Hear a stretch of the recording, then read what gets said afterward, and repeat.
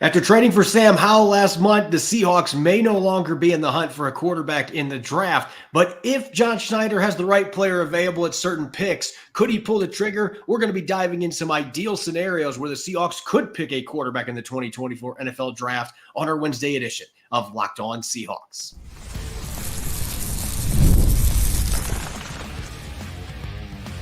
You are Locked On Seahawks, your daily Seattle Seahawks podcast. Part of the Locked On Podcast Network, your team every day. Greetings, 12. This is Corbin Smith, host of the Locked On Seahawks podcast, your daily Seahawks podcast, part of the Locked On Podcast Network, your team every day. Glad to be joined, as always, by my co-host in crime, Rob Rang. And a special thanks to each and every one of the 12s out there. Thank you for making Locked On Seahawks your first listen 5 days a week. Whether you're listening in nearby Bellingham, Washington, or down in East London, South Africa, we greatly appreciate each and every one of you. We are now close to 1 week away from the NFL draft, and we're going to dive into one of the most important positions for the Seahawks heading into this draft, linebacker. We're going to be looking at day 1 and day 2 prospects, as well as day 3 sleepers. And it's a jam-packed episode brought your way courtesy of LinkedIn Jobs. LinkedIn Jobs helps you find the qualified candidates you want to talk to faster. Post your job for free at linkedin.com/LockedOnNFL. That's linkedin.com/LockedOnNFL to post your job for free. Terms and conditions apply. Now for your lead story here on our Wednesday edition of Locked On Seahawks. If you go back in time a little bit to mid-February, there were a lot of questions about the Seattle Seahawks at the quarterback position, and many expected that this upcoming draft, they were going to try to find a way to get their hands on a rookie signal caller. But then Geno Smith's roster bonus is picked up early. He's under contract. And then John Schneider engages in a pick swap with the Commanders to get Sam Howell last month. And that seemed to make it look like drafting a quarterback was unlikely. And yet here we are now, Rob, 1 week away from the 2024 NFL draft. John Schneider's publicly been saying Sam Howell's acquisition does not change anything in regard to their draft plans when it comes to potentially picking a quarterback. So what we're going to be doing here, we are going to look at 5 of Seattle's draft picks, and we're going to look at the sweet spot, who we think is the player, if available at that position, that John Schneider is able to respect the quarterback position. Good sir, I'm going to give you the mic first here for that first-round pick at number 16 overall. Is there a quarterback that you think John Schneider would be smitten by at number 16 that would be worth picking at that spot? Well, actually, Corbin, I think there might be 4 or 5 of them.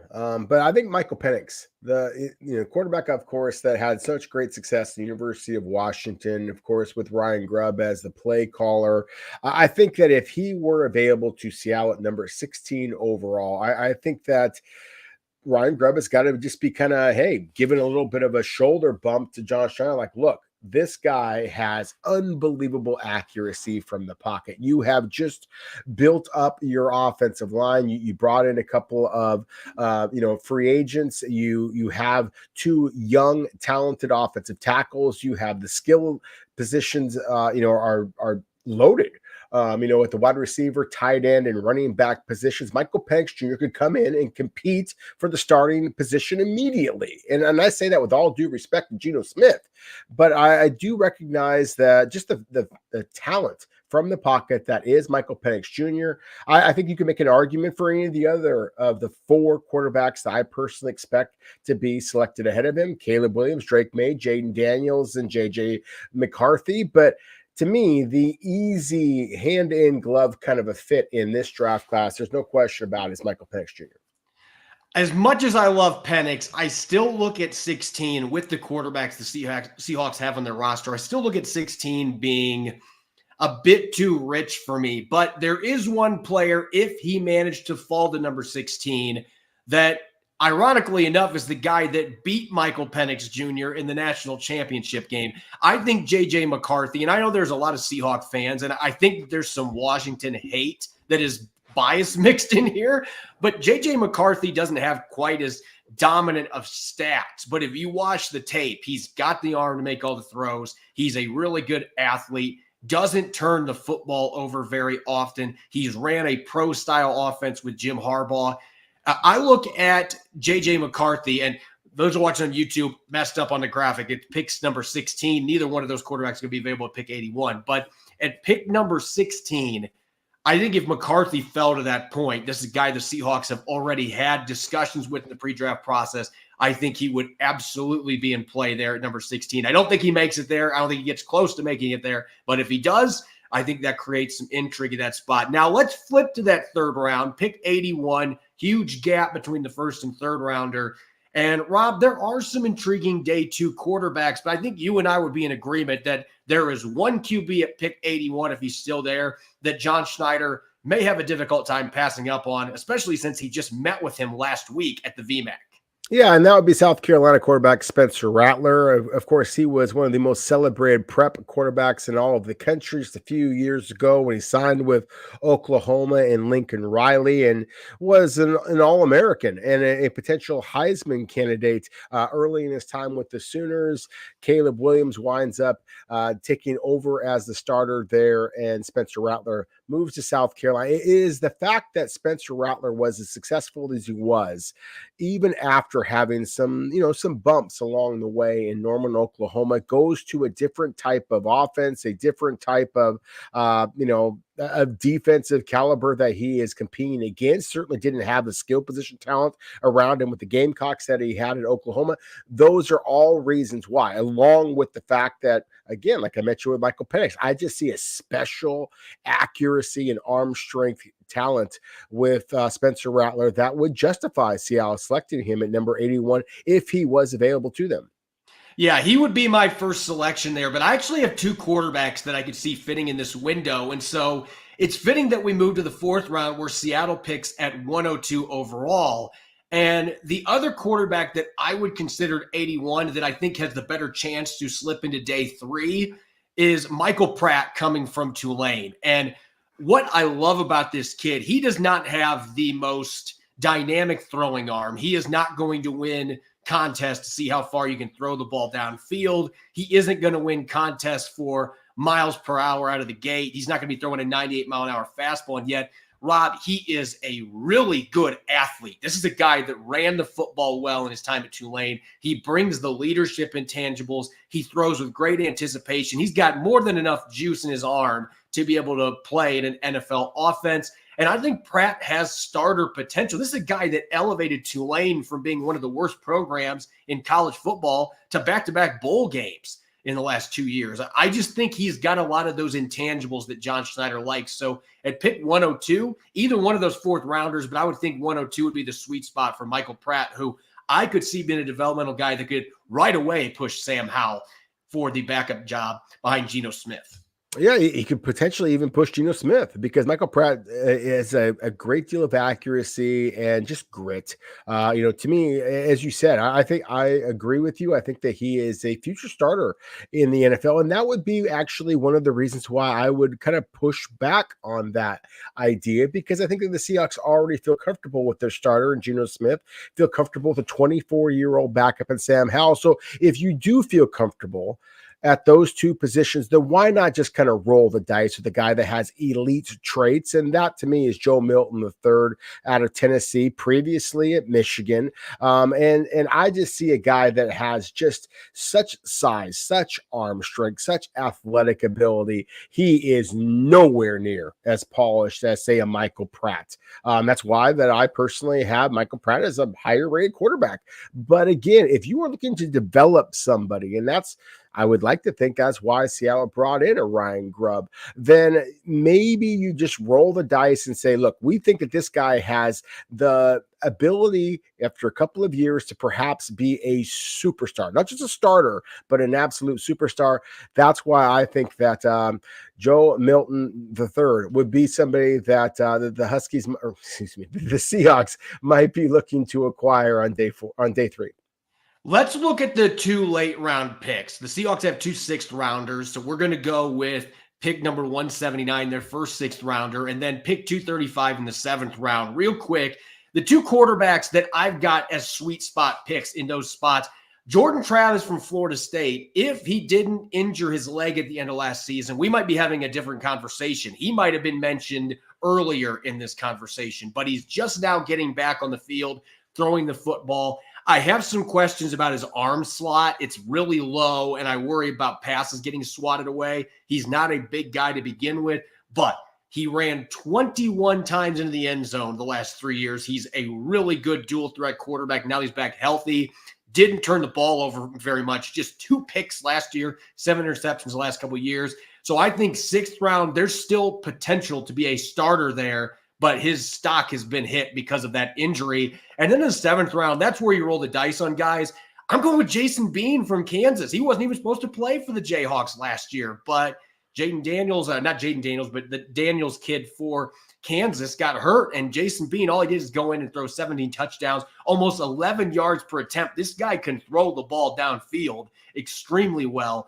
And he also averaged 5.3 yards per carry in his career as a runner. So if you're looking for that dual threat project, Jason Bean, formerly of North Texas and Kansas, is a guy in round 7 that I think is worth taking a flyer on. Yeah, I certainly understand just the gamble on upside, especially a dual threat quarterback. And that's a similar player that I have Seattle considering in the 7th round, John Reese Plumlee. We've talked about him before. He ended his college career at Central Florida. Previously was at Ole Miss. This is a guy that has played not only football, but also was a starter at the on baseball. He is somebody that Seattle had brought in a top 30 visit. To me, he is a very intriguing quarterback like Jason Bean.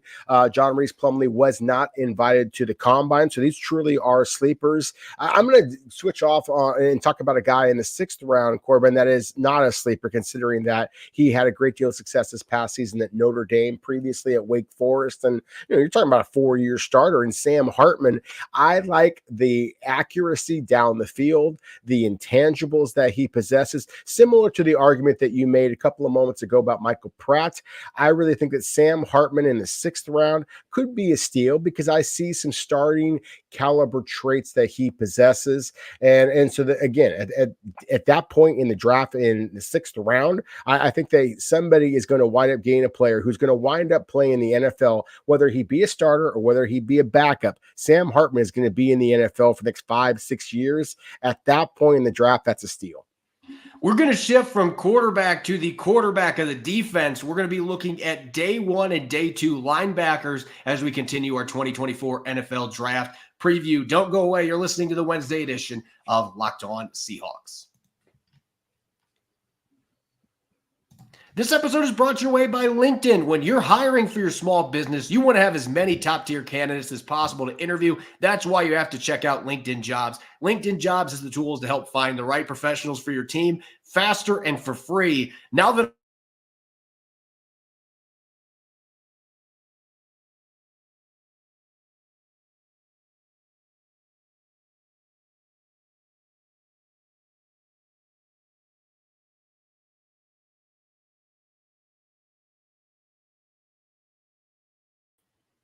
easy. In fact, that 86% of small businesses get a qualified candidate within 24 hours. LinkedIn knows that small businesses are wearing so many hats and might not have the time or resources to hire. Thankfully, with LinkedIn, the process is intuitive, it's quick, and it's easy. LinkedIn Jobs helps you find the qualified candidates that you want to talk to faster. Post your job for free at linkedin.com/LockedOnNFL. That's linkedin.com/LockedOnNFL to post your job for free. Terms and conditions apply.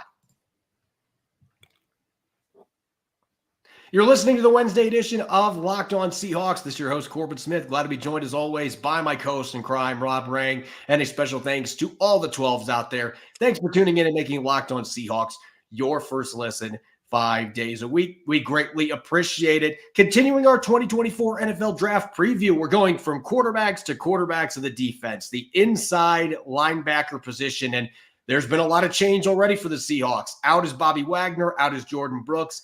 In is Jerome Baker, in is Tyrell Dodson on 1-year deals, 2 brand new starters. And yet this does feel like a position very much that the Seahawks are going to be prioritizing heading into this draft. There's maybe not as many top tier talents, not as many guys on day 1 and day 2. There might not be a linebacker picked in the first round this year. But Rob, as you mentioned last week, and I know you're going to hammer this home again, there is one player that you think could sneak into the first round in this group and might even be on the Seahawks radar with a trade down. He should be on the Seahawks radar, even if they don't trade down. Edgerrin Cooper is legit. I mean, this is a 6'2", 230-pounder who, Mike McDonald has said before that every defender should be able to rush the passer. Well, why not get the inside linebacker who led the position in sacks this past season? 8 sacks in 2023, 17 tackles for loss, 84 stops. He's got the agility and the awareness to be able to drop back in coverage. He is slithery and explosive when it comes to getting upfield and creating havoc at the line of scrimmage. And of course, the elite level of competition in the SEC. Look, as you said, Corbin, this is a weaker linebacker class, but in my opinion, the linebacker in this group that does justify a top 32 selection would be Edgerrin Cooper. He may not ultimately wind up going in the first round, but if he is not going the first round, then he certainly isn't going to last too long into the second. And so whether it be a number 16 overall or in a slight trade down, if the Seahawks agree with you and I that inside linebacker remains a position of concern, then this is the most versatile, the most explosive, the best playmaker at the linebacker position. And that's why he should absolutely be somebody that the Seahawks are paying a great deal of attention to. My biggest question mark with Cooper, looking at the scheme he'd be playing in Seattle, he's light in the britches. He is lean. And even though he's a really great athlete, I worry about his ability in a 3-4 to be able to get off blocks. I don't have those same reservations with Junior Colson. I could see Cooper, if he landed the right team, being the better player of the two. But Junior Colson, I think, is more of that traditional linebacker in the sense he's 240 plus pounds. Still a really good athlete, can take on blocks, has the ability to get into the backfield. Michigan didn't blitz him a lot, but he had 2 sacks a couple years ago. He's shown that he can do that. And, oh, by the way, Mike McDonald coached him at Michigan in 2021. Really stout run defender, averaged 100 tackles per year the last 2 seasons. He started as a true freshman a few years back at Michigan for McDonald. So Colson's got those ties. He's already played in a similar system at Michigan, so that's going to help him in that regard. But he is squarely a day 2 prospect in my mind. But certainly a guy that has a lot of talent. The Seahawks may value him more than some of the other players that are in the linebacker class because of that link to McDonald. If you're looking for an X factor here, Cedric Gray from North Carolina didn't run quite as fast as I thought he was going to do at the combine. Still had pretty good numbers. It tested pretty well. But we're talking about a player that racked up tackles as much as any linebacker in the country 2 years and tackles 2 years ago. This guy flies around the field. He's only been playing linebacker full time for 3 years. He was actually recruited to play a different position and they moved him to linebacker at North Carolina. I have some reservations about where he's at in coverage, but he's got the athleticism to develop there. I think Mike McDonald's staff would be the right staff to be able to work with him. But Cedric Gray is a guy that late in the second round, early third round, I could see that being the sweet spot. So maybe pick 81 for the Seahawks. Cedric Gray is a guy that I think could come in right away, and he could battle for some snaps in sub packages and maybe even push Jerome Baker and Tyrell Dodson right away to start in Mike McDonald's defense. Yeah, it's a really good point. I mean, Cedric Gray is a good football player who has got, incredible statistics. It's kind of ironic in a way that you don't have to go too far across the state of North Carolina to find a linebacker who has even better statistics, and that being Peyton Wilson. But similar to the concerns that you had about Edgerrin Cooper, my top-rated linebacker in this class, and in his fit in a traditional 3-4 defense, I have very similar reservations about Peyton Wilson. He's 6'4", 233 pounds. So he's a little bit heavier than Edgerrin Cooper, but he's a much longer, leaner. He's actually much better in coverage as well, which of course has been a bugaboo for the Seahawks in defending running backs and tight ends for a long time now. And so that certainly would be interesting. I mean, you're talking about a guy who has 7 career interceptions at NC State. The problem I have with Peyton Wilson is, again, he's got this long, lean frame that doesn't project very well to a traditional 3-man front. And he also has a long history of medical concerns. And so, again, Peyton Wilson's a really good player, but I also have a great deal of reservation about the durability that he offers at this point, and just the schematic fit. If he were selected by the Seahawks, I would be really excited because I think that he has the upside to be a Pro Bowl caliber player.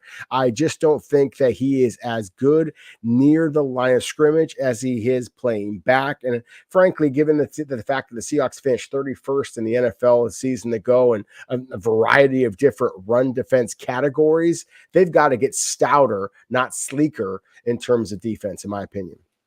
Yeah, and I think that that's where Trevin Wallace is getting mocked to the Seahawks and why that's happening, because you watch the film and the run defense is somewhat uneven. But when it's on the good side, Wallace looks like a starter in the NFL.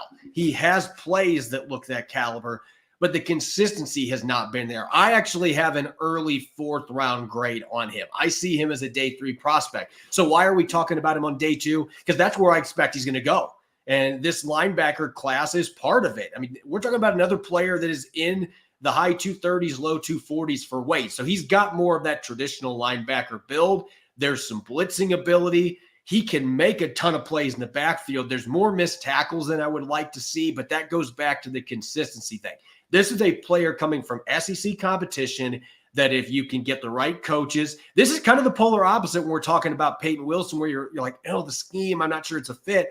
I think that this is a player that Wallace maybe would have his best chance of success in this scheme, being with Mike McDonald, where he can play in a 3-4 alignment and really get downhill and thump people. There's just going to be some development there. And again, I've got early day 3, but I could definitely see him being a 3rd round pick. And the Seahawks already had a combine visit with him.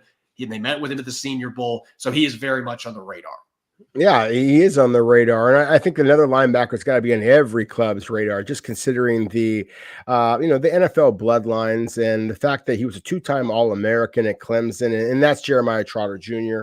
As we've talked about, there's a bunch of linebackers in this class, Corbin, that just from a size perspective, they just don't seem like they fit in with a traditional 3-4 defense. At 6 foot, 228 pounds, I mean, my goodness, Jeremiah Trotter Jr. looks on the hoof like more of a safety than a linebacker. And I'll be honest with you, I had to kind of warm up to his tape. The first time I saw him, I was like, okay, this is a 4th, 5th round selection. And then the more I watched him, the more I just learned to appreciate just how savvy he was and how he would defend the run as well as the pass, and the versatility that he showed, not only as a pass rusher, as a run defender, but also in coverage. In my opinion, he is the most instinctive linebacker in this class. And I think that Seattle can get away with a slightly undersized linebacker just because I have confidence that Seattle's front is going to be bigger and more physical in 2024 than they were in 2023.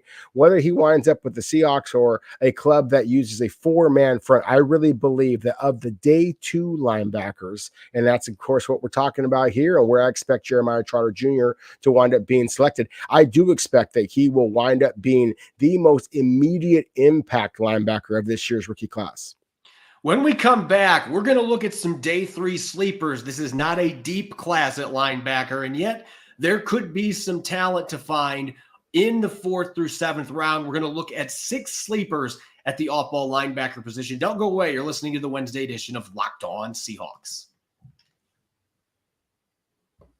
This episode is brought your way by Monopoly Go. We've all been there either as a player or fan. It's halftime. The scoreboard is not looking good. You're feeling low, not sure you or your team can pull out the win. That's when you dig deep. You lift your head up and you say to yourself, it's time to get back in the game, pull off some bank heists, and take as much of my friends' money as I possibly can. That's right. The smash hit mobile game Monopoly Go lets you compete with your friends to get the most riches and the biggest empire. It's the Monopoly you love, but on your phone anytime with a ton of new twists. They've got leaderboards to compare your progress with your buddies, and there's so much you can do. You can play on countless dynamic Monopoly boards, make your friends bankrupt by smashing their landmarks with a wrecking ball, charge other players rent for your iconic properties. You can even work with your friends to crack open community chests and in tournaments to get extra rewards and climb the leaderboard. So get back out there, put on your game face, and download Monopoly Go now for free on the App Store or Google Play.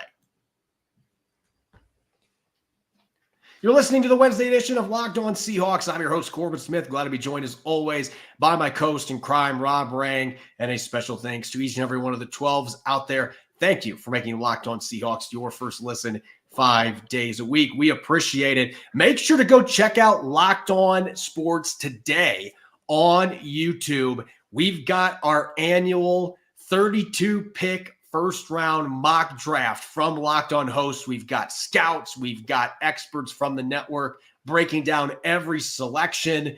It was a blast. Make sure that you're listening in. The first handful of picks coming out today live on Locked On Sports, and then we'll have several more days of content with all the picks, including the Seahawks at number 16 or with the trade down. I'm not going to give all of that away here on the show, but make sure you're listening in. Locked On Sports today on YouTube or wherever you get your podcasts. All right, Rob, let's talk linebackers right now.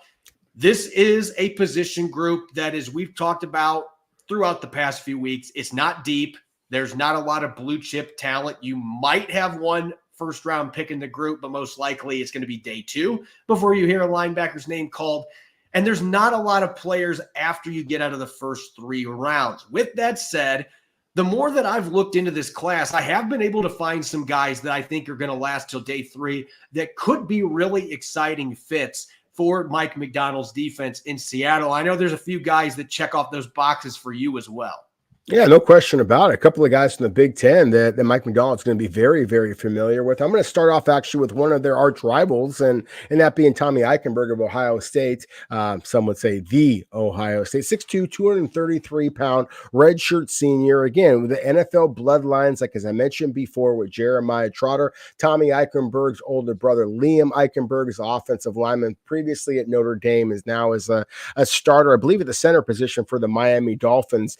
With Tommy Eichenberg, Corbin, we're not talking about a guy who is nearly as dynamic of an athlete as some of the other linebackers that we have mentioned previously, but he's very instinctive and he just plays with the grit and the technique that you would expect of a guy who was a very good player for Ohio State over the last couple of seasons. And when I talk about grit, let me just explain this. I mean, this is a young man who played with 2 broken hands and yet still suited up for the Buckeyes. I mean, that is the type of toughness that I think that Mike Macdonald and the Seahawks are definitely going to be prioritizing. And I think that, again, the fact that he is not an elite athlete might make him a virtual steal if he is available in the 4th to 6th round on day 3, where the Seahawks, of course, have 4 selections currently in the 4th and 6th round, and obviously a 5th round or a 5th selection in the 7th round currently.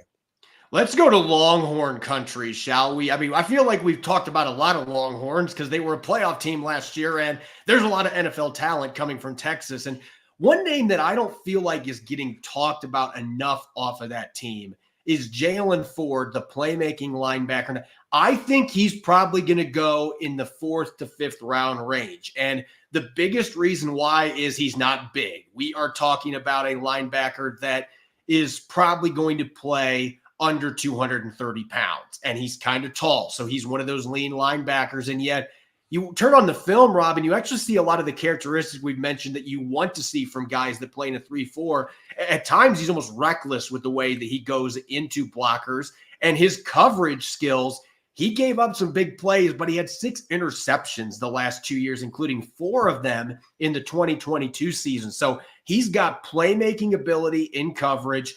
He's had 3.5 sacks the last couple of years, so he can pass, he can rush the passer, he can blitz, and he's a guy that racked up over 100 tackles each of the last 2 years. So he can play the run. There's some inconsistency in his game.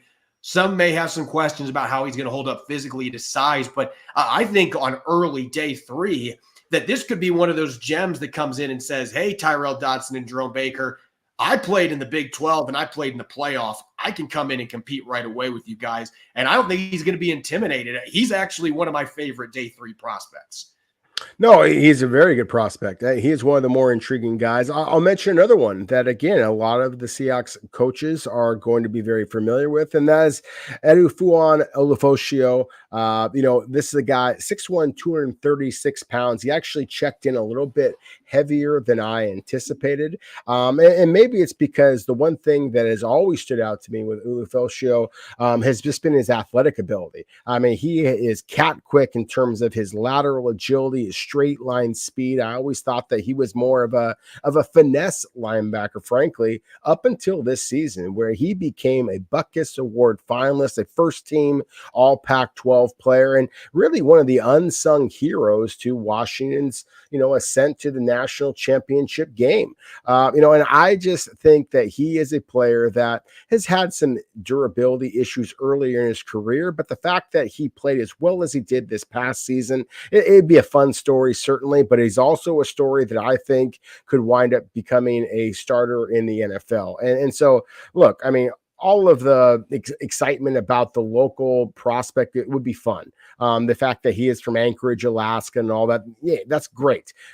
Can you play football? And Olufosio can. And so I just think that he is, like you mentioned with Jalen Ford, one of those day three linebackers that actually has some juice to him that a lot of people seem to be nationally kind of sleeping on a little bit.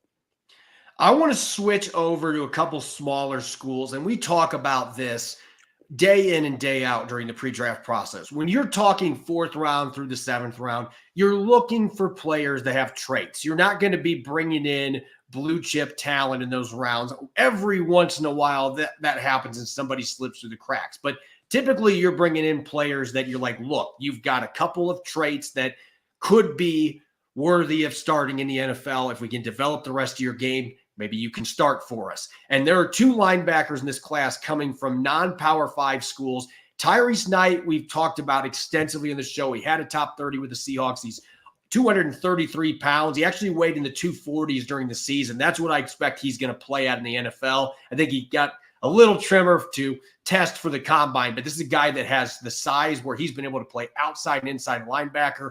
There's been splashy plays getting after the quarterback, getting into the backfield. There's been some splashy plays in coverage. There's also a lot of plays where you're dropping your jaw for bad reasons. Like, what was he doing out there? And we've talked about this. It's the lack of consistency. And quite frankly, it seems like he is really raw in terms of understanding the off-ball linebacker position. So he is going to take time to develop, but there is a very high ceiling with this kid. And there's a reason a lot of teams have been taking a close look at him, and he was a late invite to the Senior Bowl because when he pops, he really pops. And on the other side of the coin, Jordan McGee, I don't think he necessarily has the potential ceiling that Tyrese Knight does. He's under 230 pounds. That's one of the reasons that he's kind of slipped under the radar. But yet, you look at the stats, this guy has totaled a bunch of tackles. He doesn't miss very many tackles. He's a clean tackler. He is adept at shedding blocks, has really good blitzing numbers the last couple of years for the Owls. And what I love about this kid on film is I just see the instincts. He's a really natural athlete, fluid, moving his hips, swinging open, running with guys, but he's very instinctive on top of it. And so this is one of those guys, I've been saying he's a day three linebacker that could start in the right system. And he's another one of those players like Jalen, looking at his size, contradicts what you normally look for from a 3-4 inside linebacker. And yet I look at what he does well and add in the coverage aspect where there's a lot of really good film, and I think he can get better in that area. This is a guy that I actually have a fourth round grade on, but I think he's going to last later than that just because of his size, where he's coming from at Temple. But this guy's a damn good football player, and I think he'd be a really good fit in a hybrid 3-4.